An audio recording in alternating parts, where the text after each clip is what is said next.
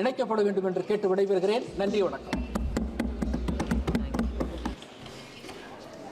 Miss Kangana Ranaut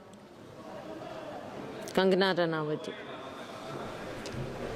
माननीय अध्यक्ष जी, मैं आपकी धन्यवादी हूँ कि आपने मुझे रेलवेज अमेंडमेंट बिल 2024 पर अपने विचार रखने का मौका दिया। माननीय रेल मंत्री श्री अश्विनी वैष्णव जी द्वारा प्रस्तावित इस बिल का मैं स्वागत करती हूँ। जैसे कि हमारे प्रधानमंत्री श्री नरेंद्र मोदी जी हमेशा ही कहते हैं कि सरकार का काम होना चाहिए जो लोगों के जीवन में सरलता लाए, चाहे वो लॉज हो, ब्यूरोक्रेसी हो या सरकार के दफ्तर हों, उनके लिए वो एक्सेसिबल होने चाहिए और उनके लिए जो है वो किसी तरह का स्ट्रेस जनरेट ना करें और इजीली अवेलेबल होने चाहिए।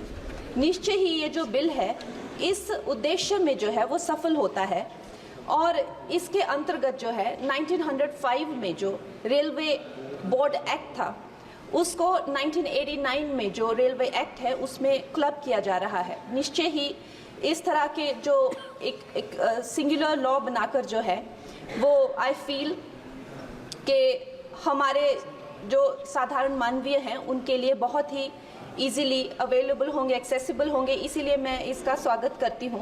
और another very important government body railway board, जिसको डायरेक्टली जो कॉरपोरेट्स के जो हर्डल्स होते हैं, जिसको हमारे प्रधानमंत्री जी हमेशा कहते हैं कि दफ्तरों के चक्कर लगाने या लोगों को एक डेस्क से दूसरे डेस्क भेजना, आई थिंक इससे भी उनको जो है वो छुटकारा मिलता है। ये डायरेक्टली जो है सेंटर के अंडर जो है रेलवे बोर्ड को लिया जा रहा है, इसका भी मैं पूरा स्वागत करती हूँ।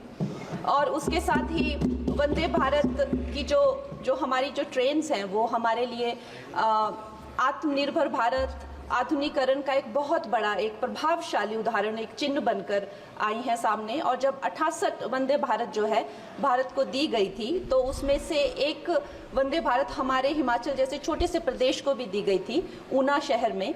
उसके साथ ही मैं जानती हूँ कि हिमाचल बहुत ही एक दुर्गम क्षेत्र है, मगर जिस तरह से हमारी सरकार भारतीय जनता पार्टी जम्मू कश्मीर हो गया या और पहाड़ी इलाके हो गए, उनमें जो है इतने ज़्यादा रेल प्रोजेक्ट्स जो है वो लॉन्च कर रहे हैं। उसी के साथ भी हमें भी हिमाचल के लिए बहुत ज़्यादा जो है वो सर्वेज हो रहे हैं, रेल का बजट मिला है। शिमला हो गया या धर्मशाला, कांगड़ा और बैजनाथ हो गया, ऐसे न जाने बहुत सारे जगहों पे, हमीरपुर जैसी जगहों पर जो है बहुत सारे प्रोजेक्ट्स आ रहे हैं। लेकिन मैं माननीय मंत्री जी का ध्यान मैं मंडी क्षेत्र की तरफ लाना चाहूँगी। एक्चुअली मंडी क्षेत्र 60 to 70% ऑफ जो हिमाचल का जियोग्राफिक एरिया है वो मंडी क्षेत्र में ही आता है। और हमारा जो क्षेत्र है उसमें अभी तक इस तरह का ना कोई सर्वे हुआ है ना सुविधा है। अगर हमारे क्षेत्र में अगर चाहे वो सेंट्रल मंडी अगर दिल्ली से जुड़ता है या चंडीगढ़ या चाहे अंबाला जैसी 2-3 जगहों से भी अगर हमें जोड़ा जाए तो हमारे हिमाचल की जो प्रगति और विकास है उसमें हमें बहुत सहायता मिलेगी। और उसके साथ ही मैं बहुत बहुत बधाई देती हूँ हमारे मंत्री जी को for 2024 railway amendment bill. Thank you.